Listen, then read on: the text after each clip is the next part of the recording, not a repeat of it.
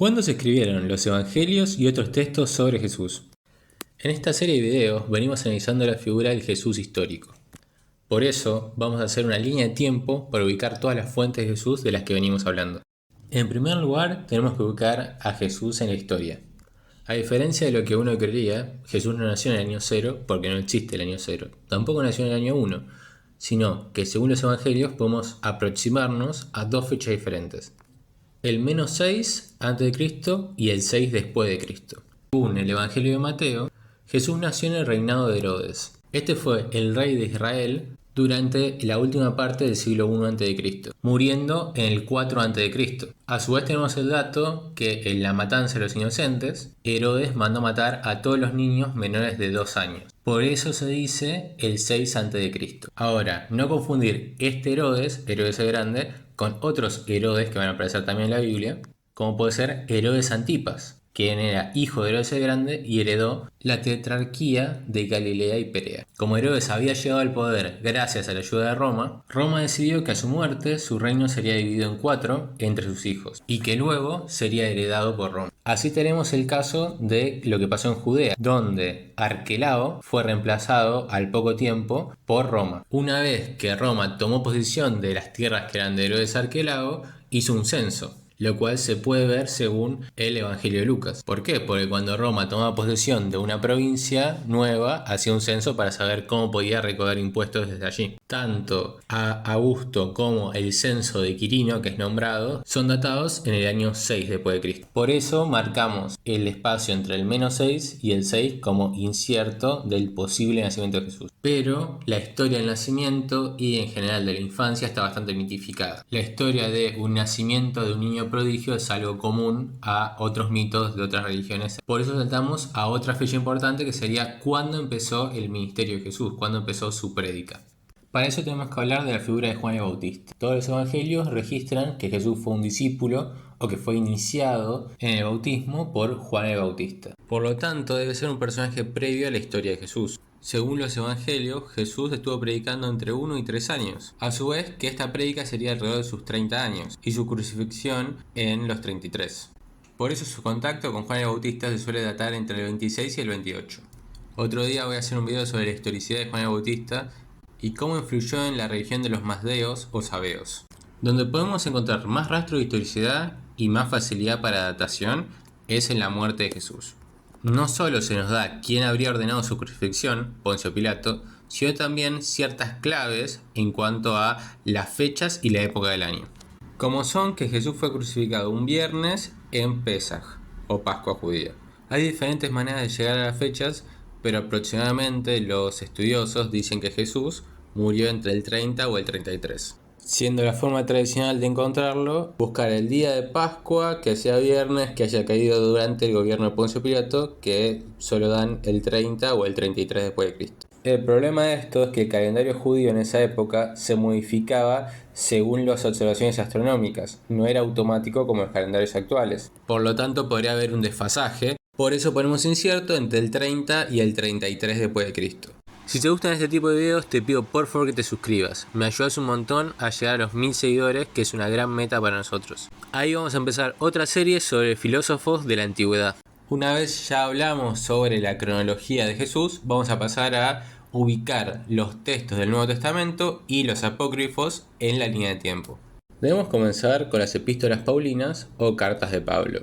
Dentro de ellas hay 7 que se consideran auténticas, mientras que las otras son consideradas pseudoepigrafía y son datadas en fechas posteriores a la muerte de Pablo. La misma parece ser anterior a la destrucción del templo, en el 70, pero no está claro en qué momento. La tradición atestiguada en la antigüedad tardía le da un fin martirizante en Roma, al igual que el apóstol Pedro, pero no está atestiguado por fuentes corroborables.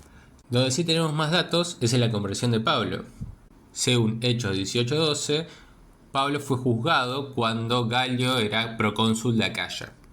Esto fue en el año 51. Debido a sus viajes se pueden calcular que 17 años pasaron mínimamente desde su conversión. Esto nos dejaría en el año 34, aunque podría estirarse un poquito más hacia el pasado. Explica que esté incierto cuándo fue su conversión. Las epístolas paulinas corresponden a cartas hechas por Pablo hacia comunidades fundadas por él en el Mediterráneo oriental, lo que hoy es Grecia y Turquía. Allí discute de temas prácticos y de diferentes desacuerdos con la iglesia de Jerusalén. La misma, según Pablo, tenía 3 pilares que eran Pedro, Santiago y Juan, quienes son apóstoles nombrados en los evangelios. La principal diferencia que tenía Pablo con la comunidad de Jerusalén era si incluir o no incluir a los gentiles, esto es decir, a los no judíos. De una postura más excluyente hacia los judíos estaba la figura de Santiago, el hermano de Jesús, también conocido como Jacobo el Justo o Jacobo el Mayor. Si bien tanto Pedro como Santiago como Juan tienen cartas o libros hechos en el Nuevo Testamento, estos no fueron escritos por ellos, debido a que la realidad y la forma en que están escritas describe algo posterior a la datación de sus vidas.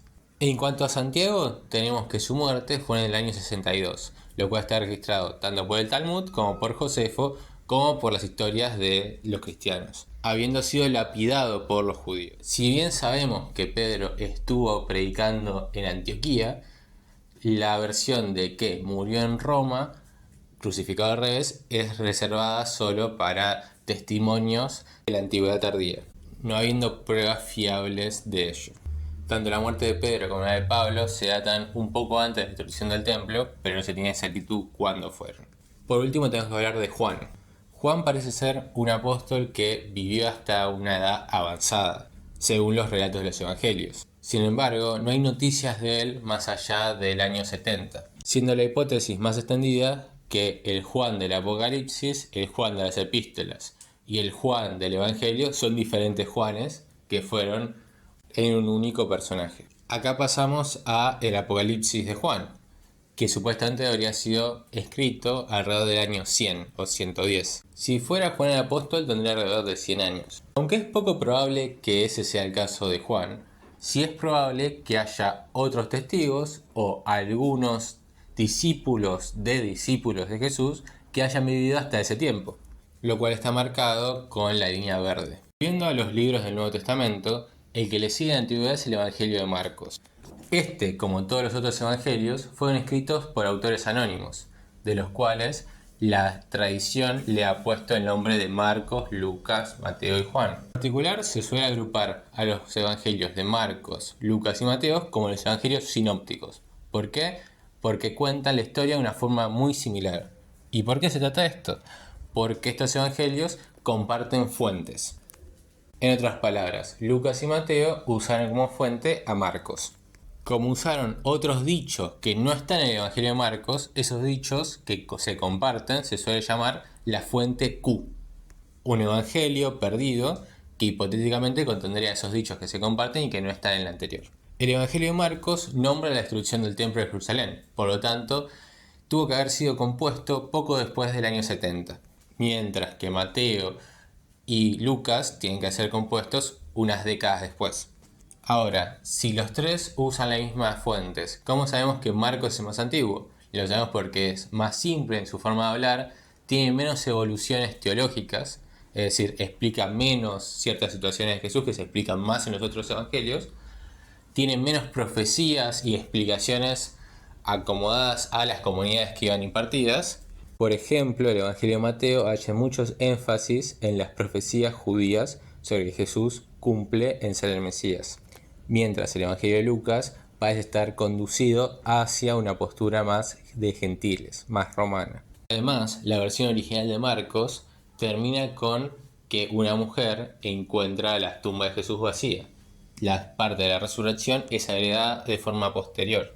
Justo después de Lucas viene Hechos. Hechos es la segunda parte de Lucas, por lo que está datado alrededor del año 100. Antes, el Evangelio de Juan no fue escrito por Juan el Apóstol, y posiblemente tampoco por Juan el del Apocalipsis. Este Evangelio, a diferencia de los sinópticos, tiene una elaboración más estilizada en cuanto a lo literario y más elaborada en cuanto a lo teológico, además de incorporar muchas historias y milagros que no se encuentran en los otros relatos. Por eso se suele ubicar de forma posterior.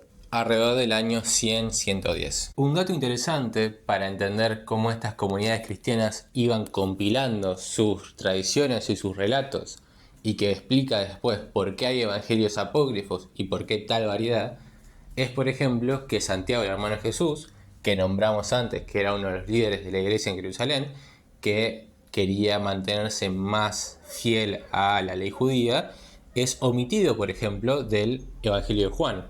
Y los otros evangelios lo mencionan como una nota al pie.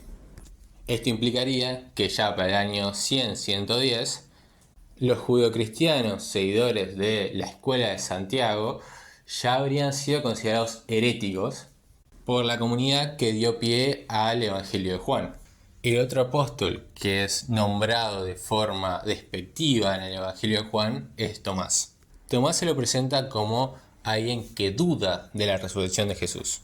Y esto suele explicarse con que la comunidad que escribió el Evangelio de Juan está enfrentada a la comunidad que escribió el Evangelio de Tomás, que suele datarse alrededor de estas fechas. Si bien el Evangelio de Tomás es solo una compilación de dichos, es decir, es más simple y tendería a pensarse que es más antiguo, también contiene muchos dichos que son de naturaleza gnóstica, los cuales tuvieron que haber sido desarrollados de forma más tardía. Hay algunas hipótesis, como las de Crozan, que ubican el Evangelio de Tomás como muy cercano. Hay otras posturas que lo ven de forma tardía, de finales del siglo II o principios del siglo III. Por último, tenemos que hablar de las epístolas de Santiago, Pedro y los Hebreos, que están consideradas en el transcurso entre Marcos y Mateo, y la diferencia que hay entre Pedro I y Pedro II, que fue reconocida en la antigüedad debido a que Pedro II fue escrito más tardío, alrededor del 110-120, en la misma época que está la epístola de Judas. El primer listado donde aparecen libros que se consideran sagrados y deberían formar un Nuevo Testamento es recopilada por Marción en el 131, pero tiene como detalle que él negaba la posibilidad de considerar el Viejo Testamento como sagrado y hizo un evangelio que se llama el Evangelio Marcionita, que está basado en Lucas, pero también agrega otros detalles. El canon bíblico, es decir, el Nuevo Testamento sellado en piedra, será construido a través de los siglos y hasta el siglo IV-V no estará bien claro cuáles evangelios entran, cuáles no.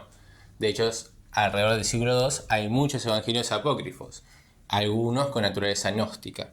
Sin embargo, lo que podemos datar a mediados del siglo II son los evangelios judeocristianos, es decir, evangelios de estas comunidades que seguían las tradiciones de Santiago, el hermano de Jesús, que creían en un judaísmo cristiano. Entre ellas tenemos el Evangelio de los Nazareos, el Evangelio de los Hebreos y el Evangelio de los Ebionitas. También por esta época es el Evangelio de Pedro, que según los cristianos de la antigüedad concurría en la herejía del docetismo, es decir que Jesús tuvo solo una naturaleza espiritual y no humana. Bien, pasamos a las fuentes no cristianas. El testimonio más antiguo podría ser la carta de Mara bar Serapión, el filósofo estoico que hacía alusión a que los judíos mataron a su sabio rey. Como expliqué en mi video anterior, esta afirmación tiene problemas, pero si fuera verdad, la carta es del 73, lo que lo convertiría en el testimonio más antiguo. Le sigue el testimonio flaviano, del cual discutimos anteriormente, que fue escrito alrededor del 93 o 94, en su versión original. Claro está que la versión que nos llegó hoy es mucho posterior. Luego damos un salto en el tiempo hasta el testimonio de Tácito, que fue escrito más o menos en el 118. Junto con esto tenemos que en el 117 tenemos el testimonio de Plinio el Joven, que le escribe las cartas al emperador, siendo más posterior, alrededor del 121, el testimonio de Suetonio. Entonces vemos que estos testimonios y el Nuevo Testamento, así como los apócrifos, fueron escritos alrededor de dos grandes hechos. Primero, la destrucción del templo, que tuvo que resignificar la historia de las comunidades judías y cristianas de ese tiempo, en el año 70 y las décadas posteriores, además de obligar a un exilio, una diáspora que creó otras oportunidades para otros relatos dentro de la iglesia que estaba creciendo.